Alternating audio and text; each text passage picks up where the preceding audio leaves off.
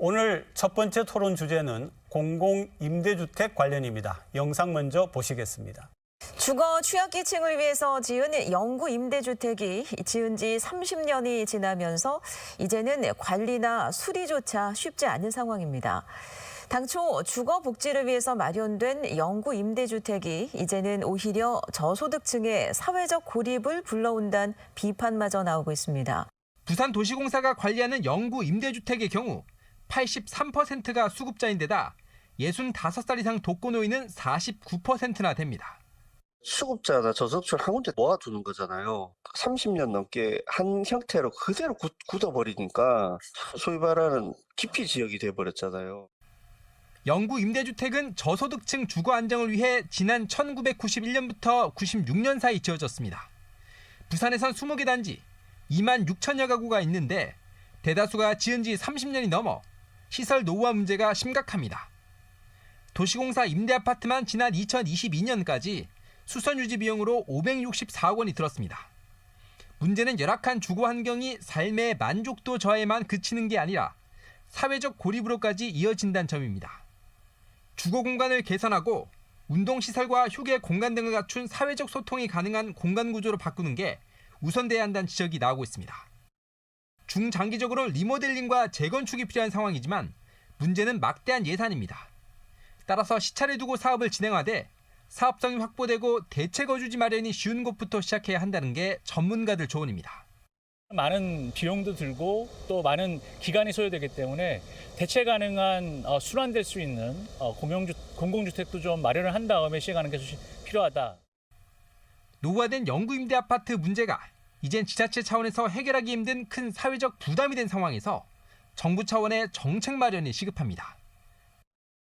영구 임대주택 여러 가지 문제가 많은데요. 그중에서도 일단 첫 번째는 노후화 문제를 우리가 짚어봐야 될 것 같습니다. 어떻습니까? 예, 영구 임대주택은 과거 이제 80년대 저희가 급속한 성장기를 거칠 때 도시로 이제 많은 인구들이 유입되다 보니까 저소득층의 이제 주거 문제가 부각돼서 89년도부터 이제 영구 임대주택을 보급하기 시작했습니다. 그러다 보니까 지금 부산시에 지금 영구 임대주택이 지금 총 21개 단지가 지금 있는데 그 중에서 거의 지금 그 9곳은 지금 30년이 지났고 나머지 11곳도 보면 2년 뒤에는 30년이 도래할 30년. 정도로 많이 노후해져 있는 상태입니다. 유지하는 것도 문제고 수선하는 것도 문제고 그럼 결국은 이게 예산 문제가 들어가는데 이것도 좀 굉장히 심각해 보이긴 합니다. 저희가 이제 민간 공동주택이라고 하면 한 20년에서 30년 정도가 되면 재개발, 재건축을 논의를 하고 있는 것과 마찬가지입니다. 지금 부산의 영구 임대주택 같은 경우는 최단 27년, 최장 33년 정도로 해서 건물 자체는 굉장히 노후가 심각해지고 있다라고 말씀을 좀 드릴 수 있고요. 중대한 변곡점에 놓여 있는 것도 사실입니다. 22년 기준으로 하면 긴급시설 보수로 약 73억 원 정도의 예산이 투입이 됐습니다. 그리고 도시공사에서는 매년 10월에서 11월 정도는 이런 영구 임대주택들의 전기시설이나 설비를 좀 점검하는 부분을 하고 있습니다. 하지만 모두가 지자체 예산으로 이루어지고 있다라는 부분이 이제 부담이 되고 있는 지점입니다. 2020년도 3월에 이제 주거복지 로드맵 이 발표가 되면서 소형 평형을 통합하거나 리모델링을 하겠다라고 정부의 발표가 있긴 했었습니다만 22년도에 이제 부산 같은 경우는 BMC와 LH로 약 3,906억 정도가 예산이 내려오긴 했었습니다. 그런데 주변 민원이나 발주 지연 등으로 인해서 3%밖에 집행이 되지가 못해서 예산이 좀 삭감이 됐고 사실상 이 노후화에 대한 부분도 크게 진행이 지금 되지 못하고 있는 상황입니다. 결국 그게 이제 수리해달라고 적극적으로 요구할 수 없는 그런 배경 요인이 되는 거죠. 그 부분 좀. 예, 정부 지원의 문제도 있지만 여기에 이제 입주해 계신 분들의 상황의 문제도 또 있습니다. 적극적으로 수리가 어려운 부분이 이제 주거 환경 개선의 한계점이 있는데 그 부분이 이게 예전에 지어졌던 아파트다 보니까 인입 전력이 부족한 그런 상황이 많아요. 이런 인입 전력이 부족하면 전력을 이제 높여야 되는데 그런 부분들이 공사에 들어가는 비용이라든지 이런 부분들 그리고 또 이제 거기에 그 노후 배관도 이제 많이 문제점으로 나오는데 이런 것들을 고치기 위해서는 이제 입주자들이 어느 정도 이제 경제적인 여유가 되고 해야 되는데 그 사회적으로 좀 이제 어려우신 분들이 많이 계시다 보니까 그런 경제적인 여유가 또 안 되는 부분들이 있습니다. 마지막으로 또 이제 이런 그 임대주택은 LH나 아니면 부산도시공사 이런 기관들이 또 이제 관리를 전담하고 있는 그런 부분들도 있는데 그런 그 기관들을 통해 가지고 지원을 받으려면 또 그걸 받기 위한 이 절차들이 또 복잡한 문제가 있기 때문에 그래서 노후가 심각함에도 불구하고 빠른 시일 내에 개선이 안 되는 그런 이유가 있습니다. 영구 임대주택을 사용하시는 분 대부분이 경제적으로 힘드시는 취약계층인데 지금 부산에서 그런 어떤 실태가 좀 나와 있습니까?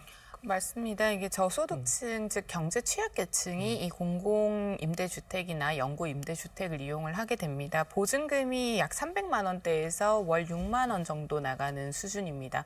그러다 보니 관리비도 굉장히 낮을 수밖에 없고요. 그래서 이런 수리가 즉각적으로 이루어지지 않는 부분도 있고 또 실질적으로 기초생활수급자분들이 약 83% 정도를 차지를 하고 있습니다. 그리고 65세 이상 고령층도 49% 정도를 차지를 한다는 것은 적극적인 경제 활동이나 지속적인 수입이 없는 상태이기 때문에 스스로 대응할 수 있는 부분이 좀 적을 수밖에 없고 그래서 이 공공기관에서 모든 것들을 좀 떠안아야 될 수밖에 없는 상황입니다. 이제 결과적으로는 이렇게 경제적 자립 그리고 저소득층의 그 빈곤에 대한 대물림 이런 사회적인 문제가 좀 총체적으로 함께 개선이 되어야 할 부분이다라는 지점을 좀 말씀드립니다. 공공 영구 임대주택 지금 보니까 뭐 30년이 넘거나 30년에 다가가는 그런 그 건물들이 많은 것 같은데요. 리모델링이나 재건축을 고려를 해야 되는데 거기에 이렇게 연결되어 있는 어려운 문제들 한번 좀 분석을 한번 해보시죠. 부산의 경우에는 대부분이 이제 15층에서 20층의 이제 고층 건물들이 임대주택으로 되다 보니까 이 건물들을 허물고 다시 이제 재건축을 하게 되는 사업성이 많이 떨어진다는 그런 이유 때문에 지금 기존에 그 있는 임대주택을 재건축하는 부분에 있어가지고 조금 더딘 부분이 좀 있습니다. 따라서 이제 부산도시공사에서도 지금 그 앞서 말씀 주신 노후 공공임대주택 장기 로드맵을 지금 용역을 지금 수립 중인데 이런 것들을 통해서 이제 여기서 만약에 재건축에 들어간다면은 여기 거주하시는 분들이 또 대체 거주지가 또 필요하거든요. 대체 거주지라든지 그리고 역세권이나 교통이 편리한 쪽. 이제 그쪽으로 이제 앞으로 공공임대주택 수요가 늘어나기 때문에 그런 쪽으로 할 수 있도록 하는 그런 장기 로드맵을 통해서 부산시에서 앞으로 이제 체계적인 계획을 수립해서 재건축을 해야 된다고 생각을 합니다. 네, 지금 뭐 갈수록 사회에 어려운 그런 측면들이 많기 때문에 이런 문제점에도 불구하고 공공 임대주택 사업은 지속이 돼야 되는 거 아닙니까? 주거 복지 관련 사업은 굉장히 다양합니다. 이제 행복주택과 같이 새롭게 짓는 형태의 임대주택이 있고요. 또 영구 임대나 이런 공공 임대 같은 경우는 91년도부터 진행이 됐던 부분이고 부산에서는 이제 최근에는 매입 임대나 또는 분양 전환 공공 임대에 대한 서비스도 진행이 되고 있습니다.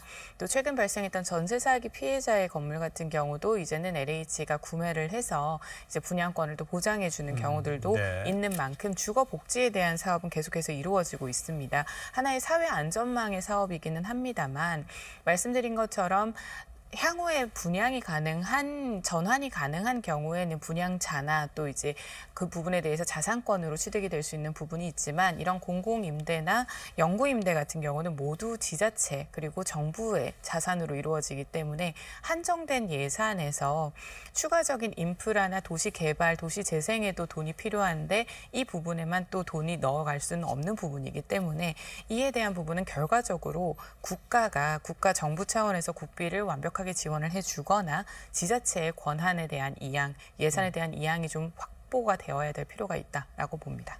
예, 앞서 말씀 주신 이제 주거복지 차원도 있지만은 이런 그 임대주택을 통해서 사회 통합을 또 이루어야 되는 그런 차원이 있기 때문에 저희가 이게 많은 예산을 수반하고 이제 국가에서도 지원이 필요하지만 이 사업을 저희가 그 중단해서는 안 되는 이유이기도 합니다. 그런 부분들이. 그런 차원에서 공공임대주택도 그 어떻게 보면 지금 도심지와 그리고 외곽지의 선호 지역이 뚜렷하게 이게 갈리다 보니까 도심지에 있는 만약에 이제 동네나 뭐 동래구나 연제구 같은 도심지에 있는 임대주택들은 지금 공실률이 또 이제 많이 떨어지는데 기장이나 서구에 있는 이런 임대주택들은 또 이제 공실률이 한 30% 이제 우회하는 할 정도로 이렇게 많이 또 공실률이 발생을 하거든요.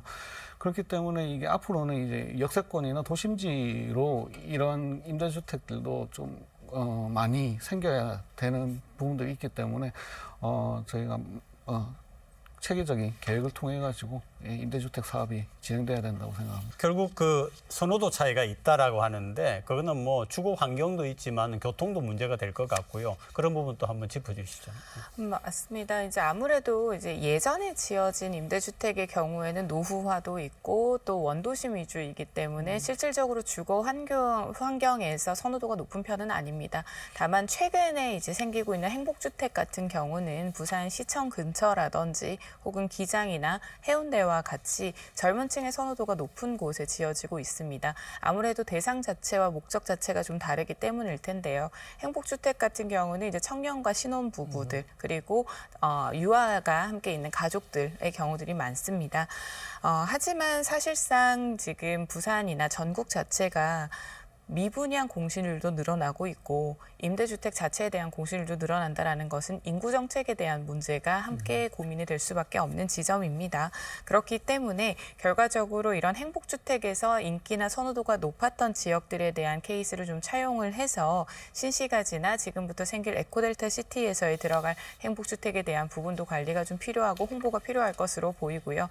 실질적으로 소형 평수에 대한 시민분들의 니즈가 조금 더 늘어나고 있습니다. 지금 당장의 평수가 너무 작다라는 의견들이 있기 때문에 이런 부분에 대한 반영도 좀 필요해 보입니다.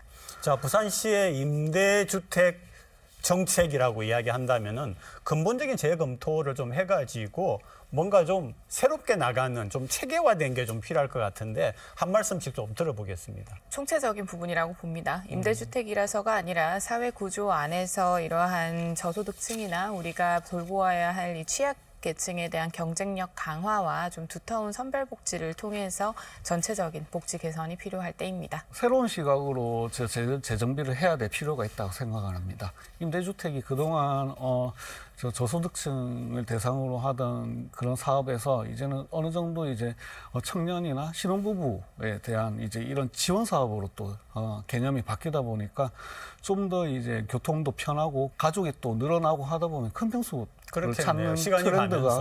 또 네네. 지금 생기고 있거든요.